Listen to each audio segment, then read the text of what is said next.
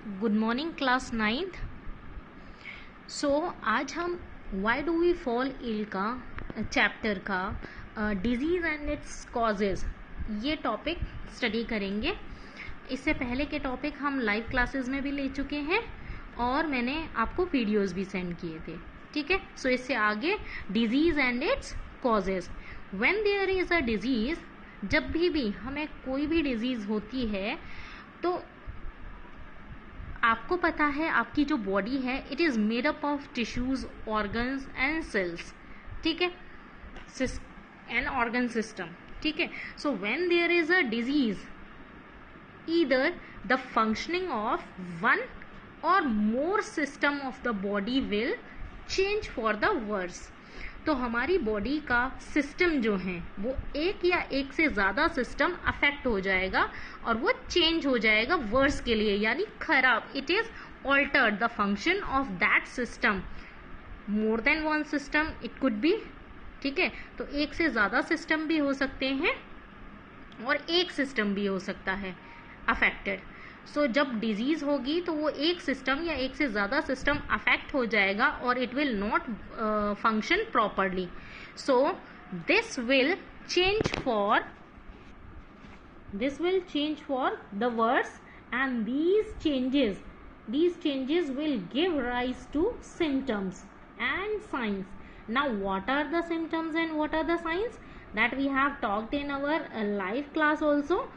Here also I'll give you a small discussion over this, ठीक है, and I'll give you the examples of the symptoms and signs. See, symptoms are the things, symptoms वो चीज़ें हैं जो कि हम feel करते हैं as being wrong. तो whenever there is something being wrong with us, so we feel some type of dysfunctioning of some of the systems. तो कैसे होती है, जैसे कि हेडेक है, ठीक है, लूज मोशंस है, ठीक, कफ है या फिर वुंड है विद पस। तो ये सारे क्या हैं आपके सिम्टम्स, ठीक है, which indicate that there may be a disease. वो इंडिकेट करते हैं ये सारी चीज़ें, ये जो सिम्टम्स हैं अभी हमने डिस्कस किए, हेडेक है, लूज मोशन है, स्टमक एक है या वुंड है with pus. So all these indicate that there may be a disease. But headache जो है, for example, it can be caused by many reasons, बहुत सारे रीजन्स की वजह से हो सकता है और इट में belongs to a dozen of different diseases. तो जो वो है हेडेक, वो मेनिंजाइटिस की वजह से भी हो सकता है कुछ माइल्ड सा इन्फेक्शन हो इस वजह से हो, ठीक है। सो बहुत सारे डजन्स ऑफ रीजन्स हैं, dozens of different diseases could be the reason of headache, ठीक है। इसके अलावा हो सकता है आपको गैस होती है पेट में तो भी सिर दर्द होने लगता है, टेंशन की वजह से सिर दर्द होने लगता है, ठीक है, if you are under tension और प्रेशर, ठीक है, लंबे समय के लिए अगर हम प्रेशर या टेंशन लेते हैं दिमाग में तो हेडेक होने लगता है। सो अब आती है बारी साइंस की। साइंस क्या है? Science are what physician will look for. तो फिजिशियन जिस चीज के लिए देखते हैं, किसके बेसिस पर? सिम्टम्स के बेसिस पर। फिजिशियन जिस चीज के लिए देखते हैं वो कि इसके सिम्टम्स के बेसिस पर जो साइंस हैं वो क्या हैं। तो वो आपको ये जो साइंस हैं ये आपको पर्टिकुलर मीन्स थोड़ा सा ज्यादा डेफिनेट इंडिकेशन देते हैं, किसके कंपैरिजन में? सिम्टम्स के कंपैरिजन में। जो साइंस हैं they will give you a little more definite indication of the presence of a particular disease, ठीक है। और इस डिजीज को कंफर्म करने के लिए pinpoint confirmation of a particular disease, laboratory test are done to pinpoint the disease further, ठीक है। लेबोरेटरी टेस्ट किए जाते हैं ताकि पिन पॉइंट किया जा सके फर्दर डिजीजेस को कि कौन सा पर्टिकुलर डिजीज है, ठीक है। इसके अलावा डिजीजेस जो हैं बेटा वो क्लासिफाई की गई हैं अंडर डिफरेंट वेरियस कैटेगरीज, ठीक है, अंडर वेरियस कैटेगरीज और अंडर डिफरेंट ग्रुप्स, ठीक है। तो किसके बेसिस पे? तो पहला है ड्यूरेशन के बेसिस पर डिजीजेस को दो टाइप्स में डिवाइड किया गया है, एक्यूट एंड क्रोनिक डिजीज। ठीक है, दैट वी विल डिस्कस कि क्या होती हैं ये एक्यूट और क्रोनिक। ठीक है, तो एक्यूट डिजीज वो डिजीजेज हैं बेटा जो कि शॉर्ट टर्म के लिए होती हैं, जैसे शॉर्ट पीरियड ऑफ टाइम के लिए होती हैं। They will last for short period of time like this. देखिए, acute diseases they last for short period of time, जैसे कि कोल्ड है, कफ है, फीवर है, हेडेक है, तो these are the acute diseases. Now we are coming to the chronic diseases. So based on the duration means these diseases last for lifelong. तो life long diseases जो होती हैं, जैसे कि हाइपरटेंशन है, थायराइड है, ठीक है, ब्लड प्रेशर है, हार्ट डिजीज है, डायबिटीज है। सो ये जो सारी डिजीजेस हैं, ये क्या है? टीबी है। So these are chronic diseases. Clear? So these are the chronic diseases which last for life long. ठीक है, अब ऑन द बेसिस ऑफ दूसरा कॉज क्या है? कॉज के बेसिस पर डिजीजेस को डिफरेंशिएट या कैटेगरीज में डिवाइड किया जाए। तो कॉज के बेसिस पर, तो यानी डिजीज का कॉज क्या है? Infectious and non infectious diseases. तो इन्फेक्शियस डिजीजेस बेटा वो डिजीजेस होती हैं जो कि माइक्रोबियल एजेंट्स के थ्रू होती हैं, यानी पैथोजेंस जो होते हैं, माइक्रो ऑर्गेनिजम्स या फिर इन्फेक्टिंग पैथोजन उनका कॉज होते हैं। ठीक है, यानी different microorganisms are there ना, जैसे वायरस है, बैक्टीरिया है, फंजाई है, ठीक है, प्रोटोजोआ है, सो ये पैरासाइट है कोई भी। सो ये जो हैं, ये डिफरेंट माइक्रोब्स जो हैं, जो डिफरेंट कैटेगरीज में फॉल करते हैं, इन सभी माइक्रो ऑर्गेनिज्म से होने वाली डिजीजेस जो होती हैं वो इन्फेक्शियस डिजीजेस कहलाती हैं। और जो नॉन इन्फेक्शियस डिजीजेस होती हैं, जैसे कि उनका जो कॉज है वो इमीडिएट कॉज नहीं होता। इमीडिएट कॉज का मतलब होता है पैथोजन रेस्पॉन्सिबल होना डिजीज के होने के लिए। ठीक है, और non infectious diseases immediate cause नहीं होता, यानी पैथोजन इन्वॉल्व नहीं होता इस डिजीज को कॉज होने में, कोई इंटरनल फैक्टर होता है, जैसे कि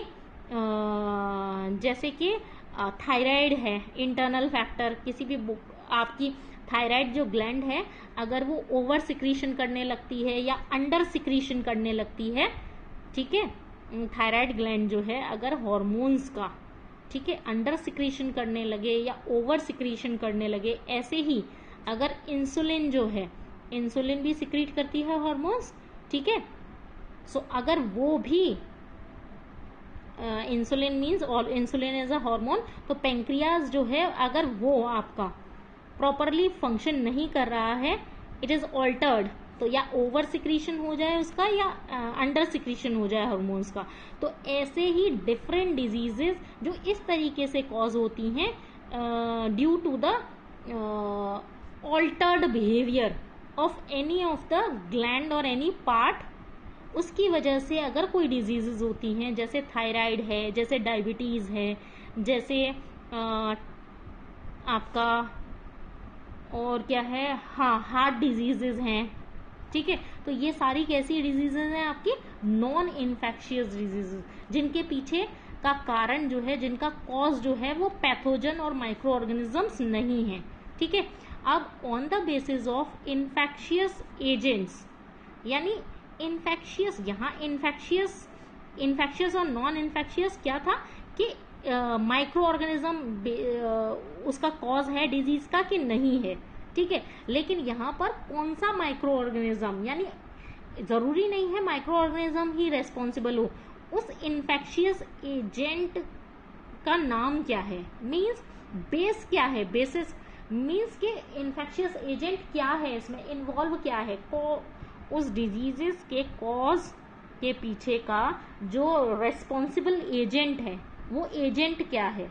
ठीक है, जैसे कि कुछ डिजीजेस जो होती हैं बेटा वो एयरबोर्न डिजीजेस होती हैं, जैसे कि आपने देखा है किसी ने खांसा, ठीक है, कोल्ड है किसी को या कफ है, तो कोल्ड और कफ जो है these are the communicable diseases, ठीक है। इन्फ्लुएंजा जो होता है, ठीक है, तो उसमें क्या, किसी ने छींका, ठीक है, किसी ने खांसा, तो उसका जो सलाइवा है वो स्प्रेड हो गया एयर में, तो नियर सराउंडिंग में जितने भी पर्सन होंगे उसके कांटेक्ट में वो एक्सपोज हो जाएंगे इस इन्फेक्शन से, ठीक है, इस इन्फ्लुएंजा के इन्फेक्शन से। और इट इज कॉज्ड, उसकी इम्यूनिटी पे डिपेंड होके, जरूरी नहीं है कि जितने भी सारे पर्सन्स उसके कांटेक्ट में आए उन सबको हो जाएगा, ठीक है, लेकिन अगर इम्यूनिटी वीक है, उसकी प्रॉपर स्ट्रॉन्ग इम्यूनिटी नहीं है, ठीक है, तो इसका मतलब उसको वो डिजीज हो जाएगी। क्योंकि अगर ऐसा होता कि सबको ही होता, ठीक है, तो इसका मतलब कि पैथोजन रेस्पॉन्सिबल है, लेकिन इम्यूनिटी और पैथोजन का होना ये दोनों ही रेस्पॉन्सिबल हैं किसी भी डिजीज के कॉज होने के लिए।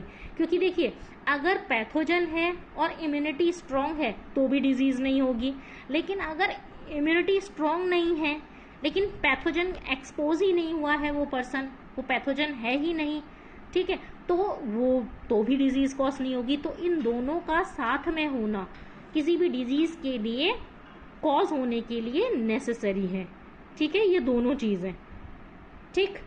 So the diseases can be communicable and non communicable diseases, clear. तो कम्युनिकेबल यानी जो स्प्रेड होती हैं पर्सन टू पर्सन, एक पर्सन से दूसरे पर्सन में स्प्रेड होती हैं, तो उनका जो एजेंट होता है स्प्रेड होने का वो क्या है, एयर, ठीक है, एयरबॉर्न डिजीजेस जो होती हैं, जैसे वाटरबॉर्न डिजीज है कॉलेरा, ठीक है, डिसेंट्री, तो ये जो डिजीजेस हैं ये एक पर्सन से दूसरे पर्सन में स्प्रेड नहीं होंगी एयर के थ्रू, वाटर के थ्रू ही होंगी। और वाटर अगर वो गंदा पानी जिसने पी लिया, इन्फेक्टेड वाटर, तो वो उसको डिजीज होगी, नहीं तो दूसरा पर्सन उसके पास बैठा है, उसके साथ खाना खा रहा है, उससे बात कर रहा है, वो डिजीज उसको पास ऑन नहीं होगी, क्योंकि एयर के थ्रू नहीं ट्रांसफर हो रही है, वाटर के थ्रू होती है, ठीक है। तो वाटर बॉर्न डिजीज, तो वो जो डिजीज है वो कैसी होगी, नॉन कम्युनिकेबल डिजीज, ठीक है।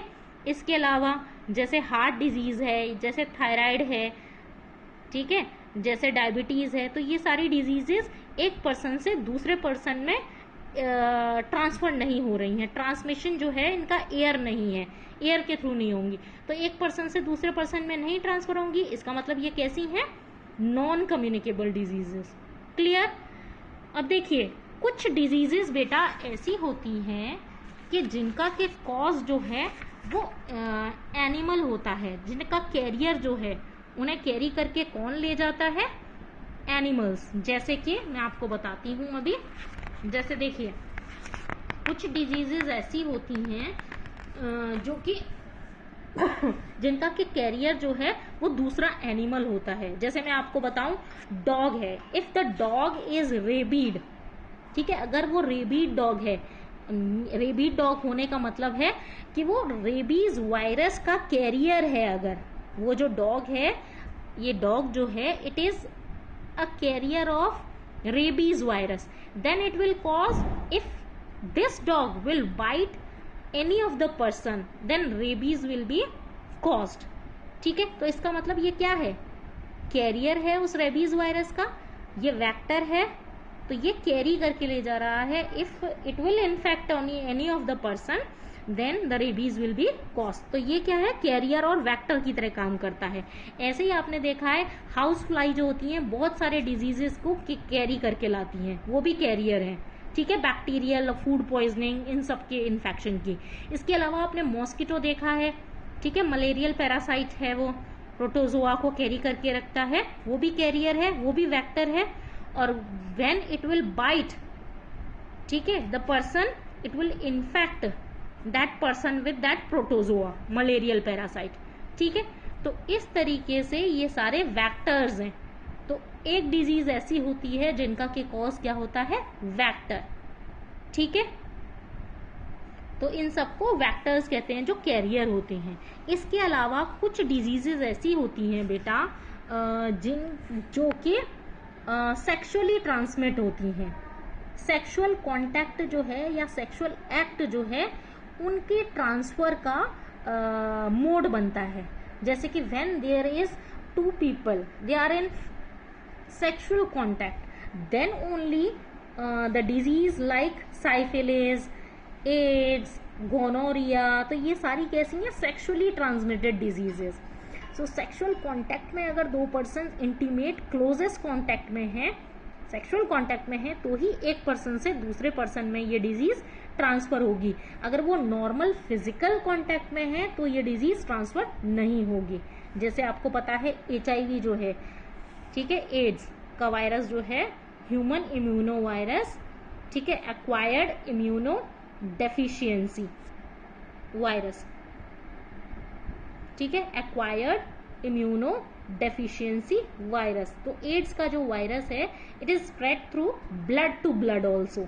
तो ब्लड टू ब्लड कॉन्टैक्ट जब होगा एक इन्फेक्टेड पर्सन का ब्लड दूसरे नॉन इन्फेक्टेड पर्सन के कांटेक्ट में आएगा, यानी ब्लड का ट्रांसफर होना। अगर infected person non infected person को ब्लड डोनेट कर देगा, ब्लड ट्रांसफ्यूजन होगा, तो भी ये डिजीज कॉज होगी, ठीक है। So blood to blood contact भी इसका क्या है, मोड है ट्रांसफर का। और इसके अलावा सेक्सुअल कांटेक्ट भी इस एड्स का क्या है, ट्रांसफर का मोड। क्लियर। सो ये थी आपकी डिजीजेस, ठीक है, सेक्सुअल डिजीजेस और डिफरेंट टाइप्स ऑफ डिजीजेस, ठीक है। अब देखिए ऑर्गन स्पेसिफिक और टिश्यू स्पेसिफिक जो मैनिफेस्टेशन है उसमें होता क्या है बेटा। देखिए मैं आपको ऑनलाइन लाइव क्लास में मैं डिस्कस कर चुकी हूँ इसको, इसलिए मैं बहुत ज़्यादा डिटेल में न लेते हुए शॉर्ट में आपको बताऊंगी, बहुत अच्छे से समझाऊंगी, ठीक है, क्योंकि हम डिटेल में इसका डिस्कशन ऑनलाइन लाइव क्लास में कर चुके हैं अपना, ठीक है। तो बस ब्रीफ में लेते हुए मैं आपको ये टॉपिक समझाऊंगी। देखिए organ specific and tissue specific manifestation का मतलब ये है कि जब भी कोई भी पैथोजन या माइक्रो ऑर्गेनिज्म एंट्री लेगा आपकी बॉडी में, तो वो जिस भी ऑर्गन या टिश्यू से एंट्री लेगा आपका उसी टिश्यू या ऑर्गन के फंक्शनिंग को ऑल्टर करेगा वो, यानी जो सिम्टम्स अराइज होंगे डिजीज के, ठीक है, वो उसी ऑर्गन या टिश्यू को अफेक्ट करेंगे। जैसे कि देखिए different species of microbes seem to have evolved to home on different parts of their body. तो जैसे कि देखिए if they enter from air, ठीक है, through the nose, they likely to go to the lungs. अगर bacteria cause करेगा tuberculosis इसका मतलब, ठीक है, और अगर वो माउथ के थ्रू एंट्री ले रहे हैं और गट को इन्फेक्ट कर रहे हैं, गट लाइनिंग को, इसका मतलब वो टाइफॉइड कॉज करेगा बैक्टीरिया, और वो लिवर में भी जा सकता है, ठीक है, गट में गया है तो लिवर में भी जा सकता है, तो वो वायरस जो है वो जॉन्डिस कॉज करेगा। क्लियर। तो ये डिपेंड करता है कि कहाँ से उस ऑर्गेनिज्म की एंट्री हो रही है, ठीक है, लेकिन हमेशा ऐसा नहीं होता है। देखिए HIV के केस में मैंने आपको बताया अभी, infection like HIV that comes into the body through the sexual organs, but वो सेक्सुअल ऑर्गन्स को अफेक्ट न करते हुए किसको इन्फेक्ट करता है, लिम्फ को, लिम्फ नोड्स को। All over the body the lymph nodes are affected by the HIV virus. इसका मतलब ये है कि वो हमारे इम्यून सिस्टम को अटैक करता है और इम्यूनिटी हमारी कम हो जाती है, जिसकी वजह से जो माइल्ड इन्फेक्शंस भी होते हैं वो बहुत जल्दी होते हैं उस पर्सन को। Means the person will become very prone to each and very small infections also. तो छोटे छोटे इन्फेक्शंस भी उसको बहुत जल्दी होने लगते हैं क्योंकि उसकी इम्यूनिटी कम हो जाती है, ठीक है। तो वो वीकन कर देता है HIV वायरस इम्यूनिटी को, क्योंकि वो लिम्फ नोड्स को अटैक करता है, जबकि